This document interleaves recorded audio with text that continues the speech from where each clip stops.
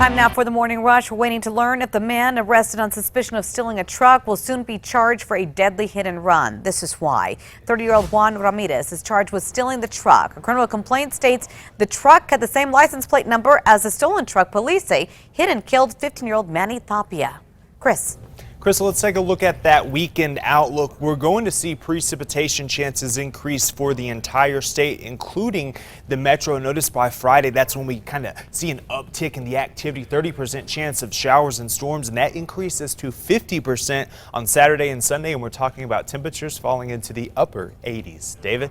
It's been 3 months since Albuquerque's City Council approved funds for incoming asylum seekers, and as of this morning, the city has not used them. That's according to the Journal. Officials say they have not used the $250,000 because they have not had a reason to, as changing policies are reducing the number of migrants needing temporary shelter here in Albuquerque. This morning, the ACLU is waiting to see if a federal judge will force the Trump administration to comply with the court order to stop family separations at the border. That order handed down last year. However, the ACLU says since then, more than 900 children have been separated from their families. Democratic presidential hopeful Elizabeth Warren has another endorsement this morning.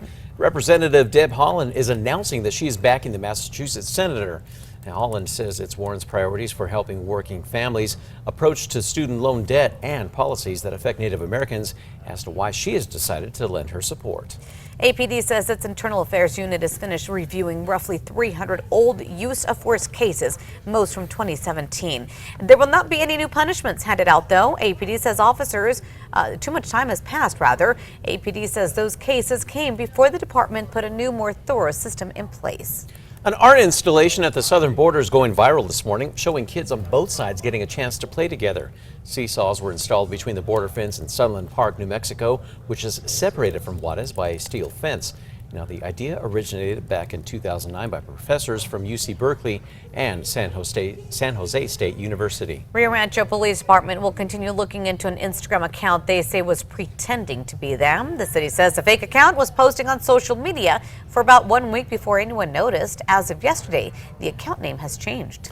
APS is moving forward with plans to expand their alert system. This upcoming school year, parents and guardians of all students in all grades will receive text messages from the district about unexcused absences. Now, to receive the text messages, families need to make sure that their child's school has their current cell phone numbers. Tracking begins on the first day of school. Scam alert. BCSO says scammers are calling, pretending to be with the department and asking for sensitive information or payment over a warrant. The sheriff's office says if you get a call like this, hang up, then call their non-emergency phone number. Chris. Crystal, let's take a look at that Metro Threat Index. It's going to be low today. We have it at a 1, and that's because of the hot temperatures. Make sure you are staying hydrated and apply that sunscreen. David? Round 2 of the Democratic primary debates takes place tonight in Detroit. And last night's debate featured Senators Bernie Sanders and Elizabeth Warren, plus Beto O'Rourke and Pete Buttigieg. Now, 10 more candidates take the stage tonight. They include frontrunner former VP Joe Biden, as well as Kamala Harris, Cory Booker, and Andrew Yang. Governor Michelle Lujan Grisham and her administration say they plan to roll out new regulations that would increase oversight of boarding homes for people with mental illness within the coming weeks. The Journal reports part of the regulations would include requiring the homes to be licensed and inspected.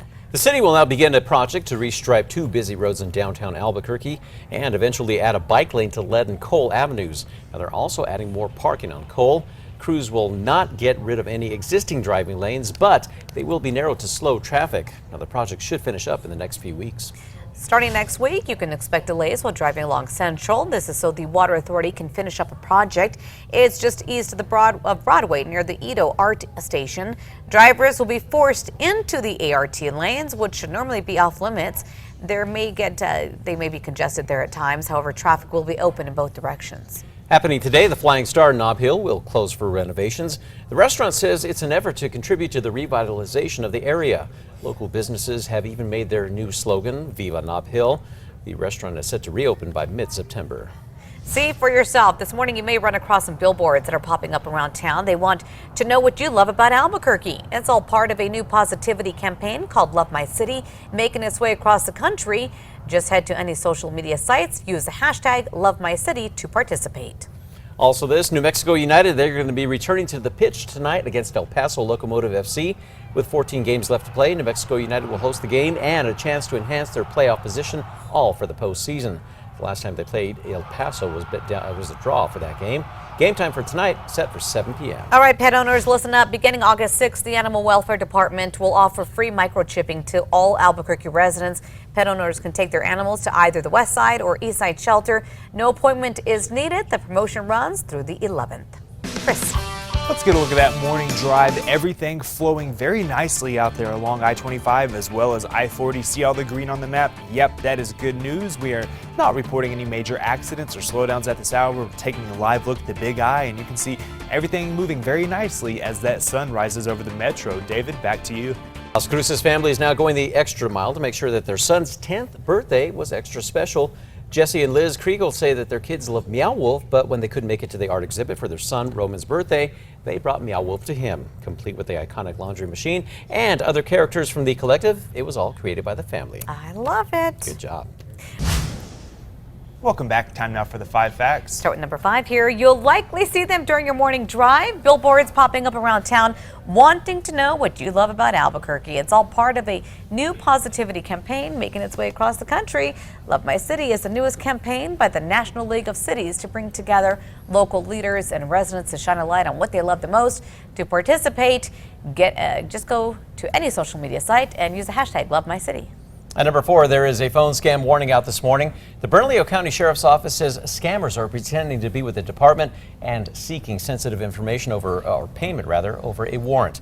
The Sheriff's Office says if you get a call like this, hang up and then call their non-emergency phone number. UCSO says they will never call citizens to inform them of a warrant or ask for personal information over the phone. And at number 3, storm chances increasing for the metro as well as the entire state as we head into the weekend, and that is going to decrease those temperatures. At number 2, the Albuquerque Police Department says hundreds of old internal affairs investigations are cleared. The Internal Affairs Force Division says that it finished reviewing the massive backlog of roughly 300 old use of force cases that didn't get a close enough look the first time around. They were mostly from 2017. APD says those cases came before the department put a new, more thorough system in place to investigate its officers. APD says officers will not be disciplined because of what they did 2 years ago. It's because too much time has passed. Number 1, now we have a possible break here in a hit and run that left an Albuquerque teen dead. This morning, an Albuquerque man is waking up in jail on suspicion of stealing a truck here. That man is 30-year-old Juan Carlos Ramirez. The criminal complaint states it's the same stolen truck police have been looking for in connection to the hit and run that killed 15-year-old Manny Tapia at Coors and Allison. Police say surveillance cameras caught Ramirez steal the truck, then use the truck owner's credit cards. Ramirez has yet to be charged with the hit and run.